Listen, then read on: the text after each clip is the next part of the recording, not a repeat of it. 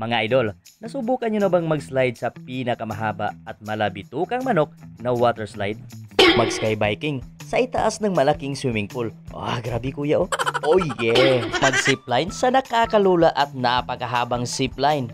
Mag-party-party sa tinatawag nilang pinakamasayang foam party. Oh yeah! Grabe talaga kuya oy.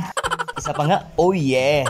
O di kaya'y magpalutang-lutang sa napakaganda at napakahabang malailog na tinatawag nilang Balsa River. Hello mga idol! Hello!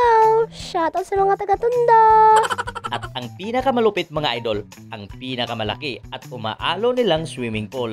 Oh yeah! So for today's video mga idol ay dadalhin na naman kayo ng inyong kuya sa lugar na pwede ninyong pag-adventurean ngayong summer. Ito ang Splash Island na matatagpuan sa lungsod ng Binyan, probinsya ng Laguna. At kung nais nyong pumunta dito, i-type lamang sa Google or Waze ang Splash Island. Umaga pa lang ay dumating na ang inyong kuya dito dahil malapit lang ito sa Metro Manila. Mahigit isang oras lang ay mararating natin ito. O ano, wala nang plano-plano. Imbitahin mo na agad ang inyong mga barkada na puro drawing na lang. At pagpasok ko dito mismo sa entrance mga idol, ay marami silang entrance fee na package na pwede nyong pagpipilian. Pero mas mainam na mga idol, bago kayo pumunta dito, ay mag-inquire muna kayo sa kanilang Facebook page. At habang nasa loob na ako, ay wala ng intro-intro mga idol.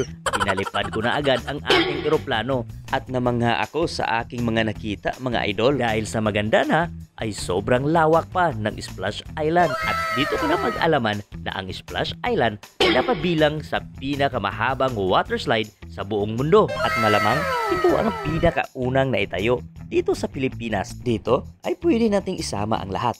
Pamilya, barkada, pati ng mga bata. Dahil may sarili silang pool para sa mga makukulit nating mga chikiting. At may mga lifeguard pag nakabantay para sa safety ng lahat. Oh, pwede ka nang pumunta dito kahit ikaw lang mag-isa. Kahit wala kang jowa, may magbabantay naman sa'yo.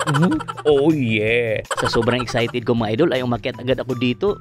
Ang init. Nakakatakot dahil first time ko talaga magpadidit sa ganito kahaba at kataas na water slide mga idol. Teka kuya, ano yung padidit? Padidit ba yung slide? Huwag ka na nga magtanong dyan, nagagalit na si ante oh. Bye-bye ante. Sa sobrang haba mga idol, pina-fast forward ko na lang ito para madali. Dahil sa totoo lang ay matatakotin talaga ako sa mga ganitong eksena. Bahala na, basta ang importante nandito na ako sa baba. At kasunod niyan mga idol ay sinubukan ko na naman itong tinatawag nilang Magellan Drop. Sabi ni kuya, sa una lang daw to nakakatakot pero kapag nakadapa ka na, wala ka nang magawa. Kaya i-enjoy mo na lang.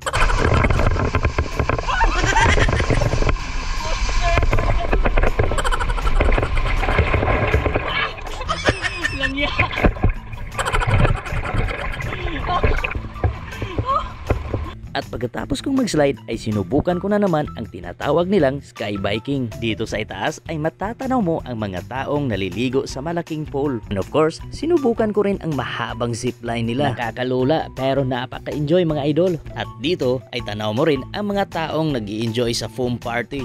At pagbaba ko sa zipline ay nakipag-enjoy na rin ako kasama nila mga idol. Ang angas nga naman ng foam party dahil pati ako ay napasayaw na rin. Grabe kuya musayaw good. Oh yeah! At pagkatapos maki-party sa foam party mga idol, sinubukan ko rin ang kanilang sikat na wave pool. Sus, ang mukha talaga ni kuya. Baby, balihas ang kalo. Dito sa wave pool mga idol ay siguradong mag-i-enjoy ang lahat. Dahil sa sobrang laki nito ay kaya niyang mag-occupy ng maraming tao tulad nito.